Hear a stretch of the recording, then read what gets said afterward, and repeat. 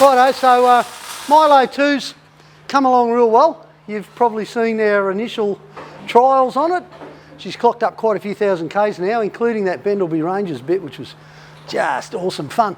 But fairly soon we're going to be stepping it up to some fairly serious trials. We're going to take it up to Cruiser Park and, you know, try all the hard stuff up there. Not try it, we're going to go and do it. But already, you know, between us, we've got enough experience to know that there's a few things we need to change now. Richard's over the other side. We're going to lift these battery brackets to about here just to get them out of the road. Haven't got time to build side rails yet. I know I'm going to need them because I like running into things, bouncing off things. It's a great way to get traction. We've taken off the rooftop tent. As much as I loved it, it amounted to 90 kilos up top on a fairly top-heavy vehicle, especially given that now with the air suspension at the rear, the airbag man set up, which is just glorious, by the way, we can get a fair bit of attitude, which, along with attitude, you get altitude. A lot of weight up on the roof.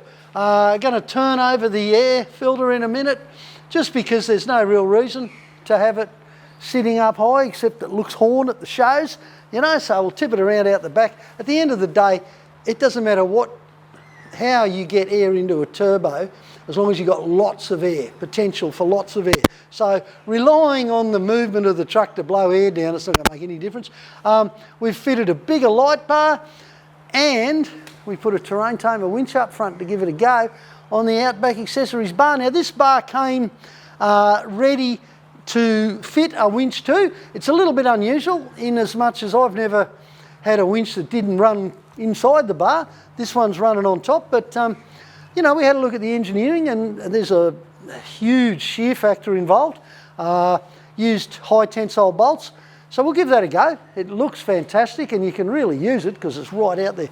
So quite a lot of things going on. I don't know if I'll bother slicing the rear guards yet. That might come in under the subject of side rails and a couple other things, but the bottom line, folks, is that it's an awesome off-road tourer. We're about to make it into an awesome off-road weapon with a little bit of touring.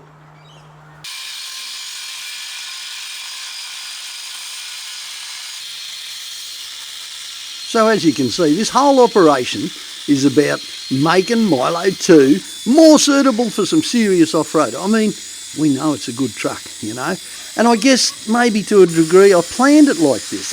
I love modifying trucks. I never really think anything's finished, you know, and I know I'm not wrong in thinking that a lot of you are just the same. I mean, there's always something you can do to improve a truck, isn't there? Look at Milo. I've still got a list about a mile long here on the wall of things I want to do to her. Unfortunately, they start with a full-up chassis rebuild, so we'll get around to that. But meanwhile, Milo 2 is going to be something else once we get it sorted. This time around, the winch, the battery's up. Next time, well, we've got to look at the roof rack, you know. We've already taken the roof topper off, but that's fine, you know, because I'm really happy in a swag. Always have been, and it's closer to the ground, which comes in really handy if you've had a couple of beers and you're my age, I can tell you. Talking beers, I'm getting a little bit thirsty now. Always do when out comes the welder and the grinder. Me and my mate Chuka had a few big days building Milo in the day, I can tell you. By crikey, I had mates all over the place dropping into the shed every time there was a fresh carton in the fridge. Anyway, righto, better get back into it. This was the Terrain Tamer winch hand control, and I took it to bits because I want to hardwire this switch, and I noticed when I took the rubber off it that it's a really good quality switch. So that's just perfect, and it's already soldered up and everything else. Just going to drill a little hole in the dash right there, right where I can get at it, because in my experience, most of the time you're in the cab when you're using the winch, nearly all the time, to be honest, unless you're doing the gardening, and we won't be doing too much gardening with this truck. Meanwhile, we've raised and widened the battery brackets just a little bit, just to relocate them so that they're not going to grab anything.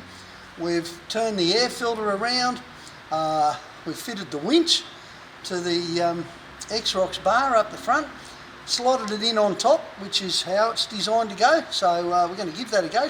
I've never done one like that before. It looks really cool, it really does.